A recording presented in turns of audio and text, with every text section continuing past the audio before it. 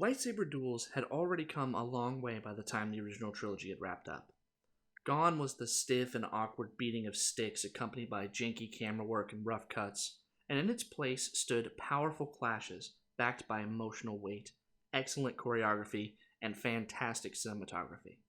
Off the back of Return of the Jedi, fans would have to wait 16 years for the continuation of the series, but in 1999, we were treated to the next evolution of Star Wars, and by extension, lightsaber duels.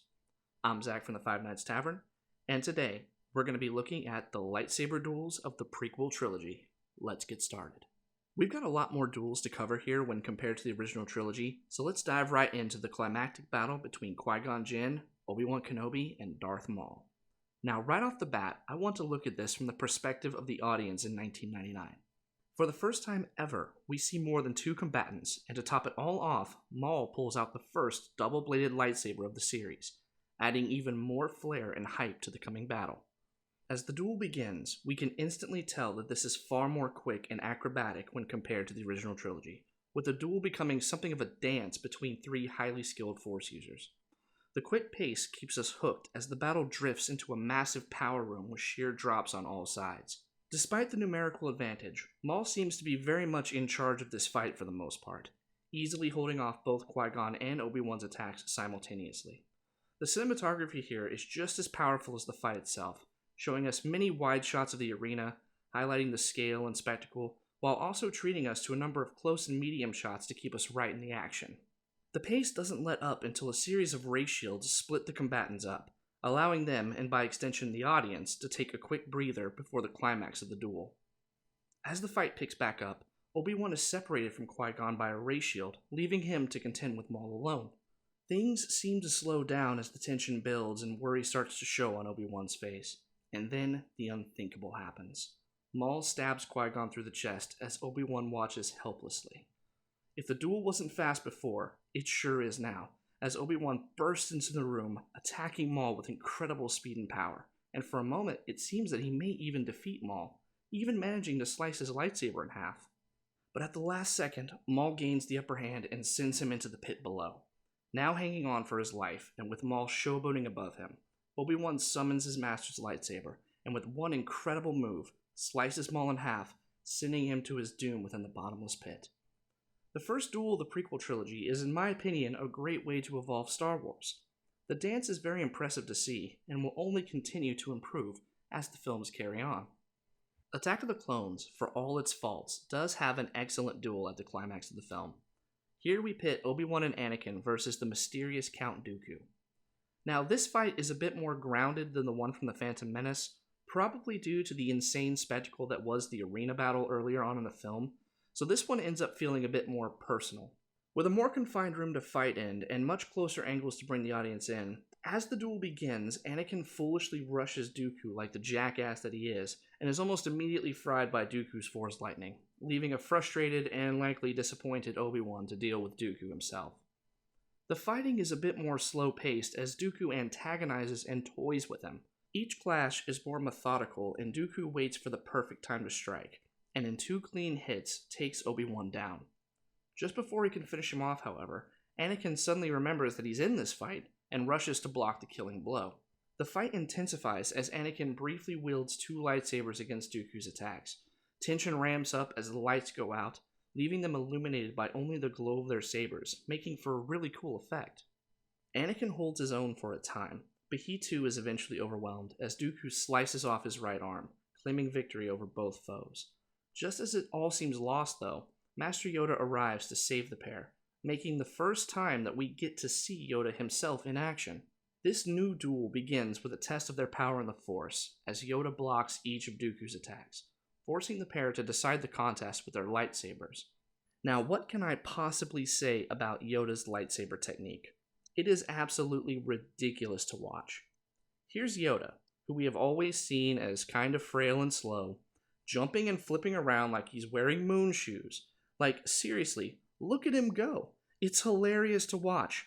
Anyway, as all that nonsense comes to a close, Dooku decides to distract Yoda by collapsing the ceiling onto the wounded Obi-Wan and Anakin, buying enough time for him to escape. This battle is over, and Dooku has won. Comparing this one to The Phantom Menace shows that there was clearly more restraint in this duel for the most part. The dance is a little bit slower and easier to follow, while also maintaining the tension quite well as Dooku picks them apart methodically due to their inability to work together. Then again, Yoda pretty much derails all of that by essentially fighting in a bouncy castle, a solid improvement, but still needs work. Now, up until this point, there has really only been one major lightsaber duel to talk about per movie, but that is very much not the case with Revenge of the Sith, as this film features not one, not two, but 5 major lightsaber duels packed into its 2.5-hour runtime. Right off the bat, we have a rematch between Obi-Wan, Anakin, and Dooku aboard a Separatist flagship caught in the middle of a massive space battle. I want to take a second and appreciate the setting here, as this observation deck makes for the perfect arena. The battle shone through the windows, making for an excellent set dressing, and Palpatine himself sitting there, all mirroring the climax of Return of the Jedi. It's all really good stuff. The fight itself shows just how much Obi-Wan and Anakin have grown as a team, as they face down Dooku together instead of separate. Dooku, however, is able to overpower Obi-Wan and knock him unconscious, leaving Anakin to face him alone. The dance here is more fast-paced than before, elevated by the theme of revenge present here. Anakin's anger is able to overpower Dooku, and as revenge for what happened on Geonosis, Anakin takes both of Dooku's arms, before finally beheading him at the behest of Palpatine. The darkness within Anakin is peering out of him, and this fight puts that on full display. Around the halfway point of the film, we have what I would consider to be a filler fight, at least in terms of just the films and not taking the Clone Wars animated series into account, between Obi-Wan and General Grievous. With that being said, I still really like this duel. Grievous wielding 4 lightsabers simultaneously makes him a strong threat to Obi-Wan, who at this point hasn't really won a duel himself since The Phantom Menace and really needs some redemption here. He plays defensively, letting Grievous thrash and flail at him, all while timing his strikes to pick off each of his hands. It's here that Obi-Wan's true skill as a swordsman is put on display, with him being the perfect defensive fighter. His entire moveset is designed to be an unbreakable wall that opponents crash into until they're worn out, allowing Kenobi to prevail. After a quick back and forth, Grievous attempts to flee, resulting in a quick chase scene through the battlefield until they arrive at a small landing platform. Kenobi, having lost his lightsaber during the chase, is forced to engage in hand-to-hand combat, with hilarious results as he is clearly way out of his depth here. However, in a stroke of luck, he is able to grab hold of a blaster rifle and gun down General Grievous, ending the fight in kind of a lackluster way in my opinion. I feel the duel would have been better served if the killing blow was with a saber rather than a blaster, but that's just me, I guess. Next up, we have Palpatine's very first duel in the series, as he goes up against Mace Windu and some cannon fodder, 3 other Jedi Masters. The opening move to this duel makes me laugh every time, as Palpatine, taking a page out of Anakin's playbook, tries spinning. It turns out to be a pretty good trick, as he easily takes down 2 of the Jedi in the span of about 5 seconds, then shortly finishing off the third before it becomes a fight between just him and Windu. Now honestly, I'm not a big fan of this fight. The choreography is pretty rough, and at times it devolves into them basically trying to poke each other with lightsabers. I give Sam Jackson and Ian McDiarmid credit for doing the fight themselves, but it's pretty clear that neither of them are very comfortable doing this, and it really hurts the tension and emotions of the duel in my opinion. The climax comes as Anakin storms into the office with Windu standing victorious over Palpatine. The situation takes a turn for the worse as Anakin is forced to choose a side between Windu and Palpatine before Windu can finish him off. And at the last moment, he ignites his saber, cutting off Windu's hand as Palpatine throws him from the window with Force lightning. This battle was probably the weakest of the entire prequel trilogy for me for the reasons that I pointed out earlier, which is a real shame considering that this was the first time we got to see Palpatine in action. As we approach the finale of the film, we arrive at the face-off between Master Yoda and the newly anointed Emperor Palpatine. Now this fight starts off pretty hilariously, with Yoda tossing 2 guards aside without even a look, and then as Palpatine is busy monologuing, he throws him into a chair, sending him tumbling like something out of a comedy sketch. It's almost odd how tonally disconnected this first part is from the situation presented, but thankfully it gets back on track fairly quickly. Personally, I still can't really get past Yoda's fighting style, especially against a slower foe like Palpatine, But what saves this for me is the performance from Ian McDiarmid here. He is so ridiculously over-the-top evil here, and he is loving every moment of it, hamming up every shot with his laughs. It's just fun to watch. I also enjoyed how this fight was set in the Senate building that we've been seeing throughout the films.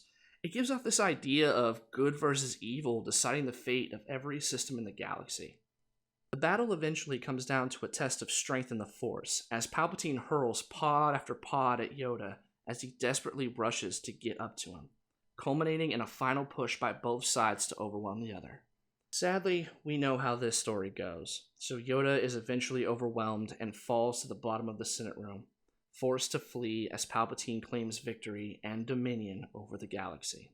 This fight was probably the best of both Yoda and Palpatine in my opinion, as the final test came from strength in the Force rather than a flashy lightsaber duel between two guys that have silly movesets anyway. But we have one final lightsaber duel to talk about, and the film has certainly saved the best for last. The final climactic duel between Obi-Wan and Anakin serves as the culmination of everything learned through the previous duels of the prequel trilogy. The sheer energy coming from this fight is enough to get anyone energized, no matter how many times they've seen it. The dance has been perfected in a way that only these two could have accomplished, as their fighting styles perfectly cancel each other out. With Kenobi being the perfect defense as mentioned earlier, and Anakin being the perfect offense. A literal unstoppable force meets immovable object. Planet Mustafar serves as an incredible backdrop to this final battle, as it elicits imagery and feelings of hell itself as the forces of good and evil meet one final time. The emotional damage being dealt here also serves to elevate this duel to new heights as we feel the pain, betrayal, and hatred radiating off of them. For years they fought together as brothers, but now fate has had them meet as mortal enemies. In all fairness, the fight does have some issues, especially in the middle, as it does feel like it's dragging out just a bit too long at times, and as they clash on top of machinery that is breaking apart and falling into lava seems less like the emotional climax of a trilogy and more like a level from a video game, as they swing around from cables, dodge lava, and eventually find their way onto small droids to use as platforms to continue the fight. It all comes to a head as Kenobi breaks the stalemate by gaining the high ground and declaring the duel over, trying to force an end that doesn't involve him killing Anakin. Sadly, it's not to be, as in his arrogance, Anakin tries to jump over Kenobi, mimicking the move that Kenobi himself had used to kill Maul so many years ago, and is cut down by his former master and brother. The pain coming from Kenobi as he cries out to Anakin remains just as powerful today as it was in 2005, and serves as the perfect way to end this fight. Victory, but at what costs? And here we find ourselves back where we began, with a duel between Obi-Wan Kenobi and Darth Vader. The circle is now complete, and the stage is set for a new hope to rise. Overall, the duels of the prequel trilogy were far more flashy and spectacular than that of the original trilogy. But which did you prefer? What was your favorite duel of the prequel trilogy? I'd love to hear your thoughts in the comments down below.